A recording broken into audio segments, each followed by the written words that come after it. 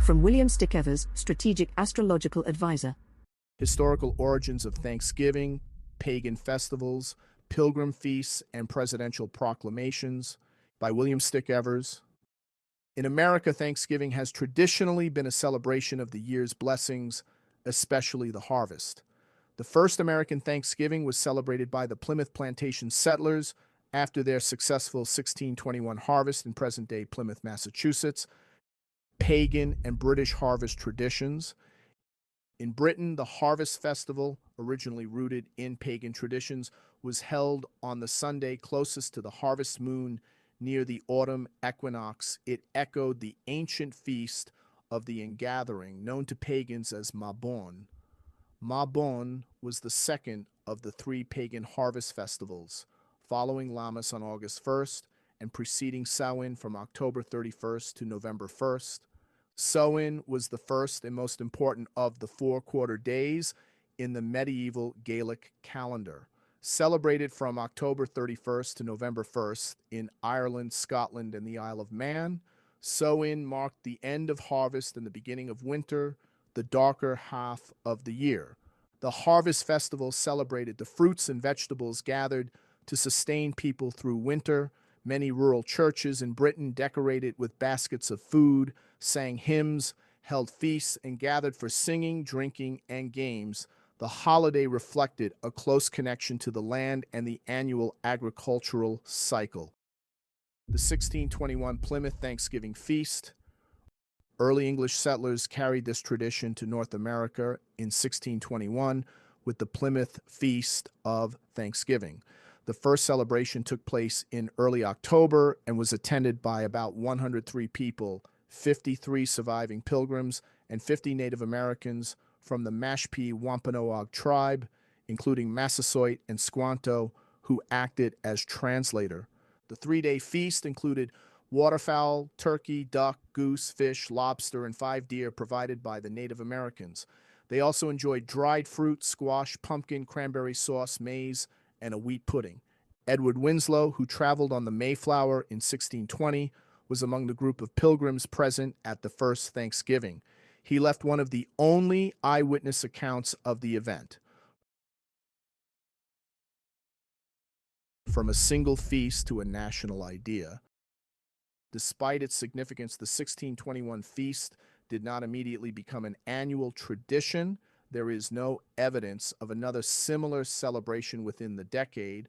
However, after the establishment of the United States as a constitutional republic, President George Washington, on October 3rd, 1789, enclosed the Thanksgiving Proclamation in his circular to the governors of the states. Following Congress's recommendation, President George Washington issued a proclamation naming Thursday, November 26, 1789, as a day of public thanksgiving, stating, "To be devoted by the people of these states to the service of that great and glorious being, who is the beneficent author of all the good that was, that is, or that will be."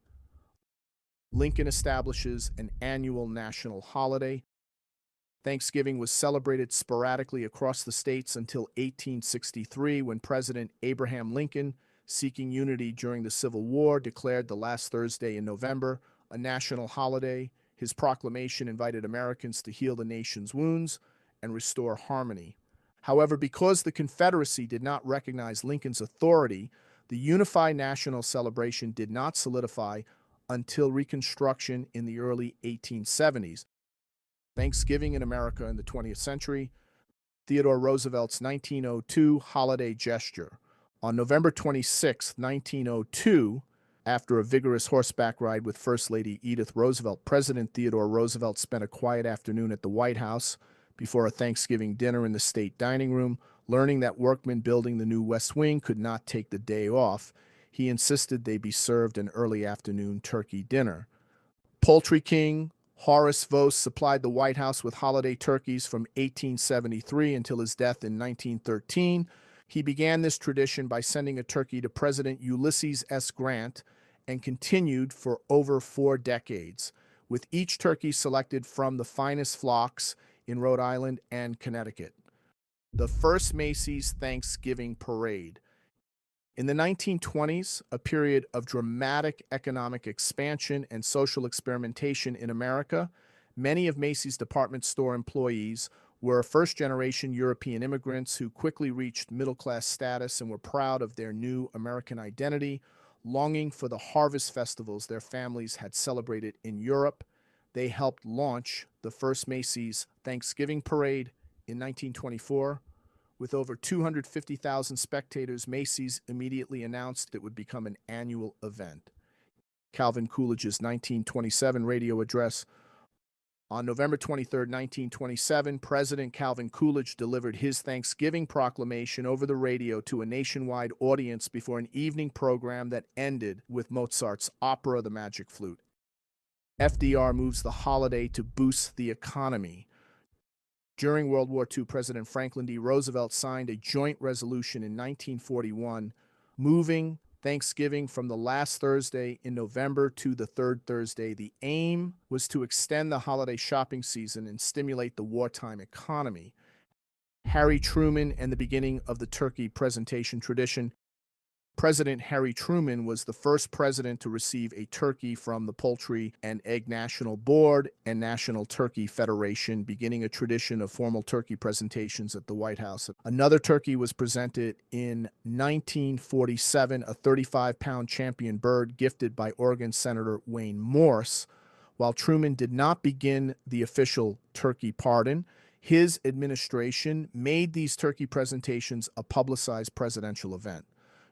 John F. Kennedy's 1963 turkey reprieve. In later years, a 55-pound white turkey with a sign reading, "Good eating, Mr. President," was given to President John F. Kennedy. Kennedy spared the bird, saying, "We'll just let this one grow," and had it returned to its California farm. That year, the Kennedy family planned to spend Thanksgiving at Hyannisport, Massachusetts, plans that were never realized.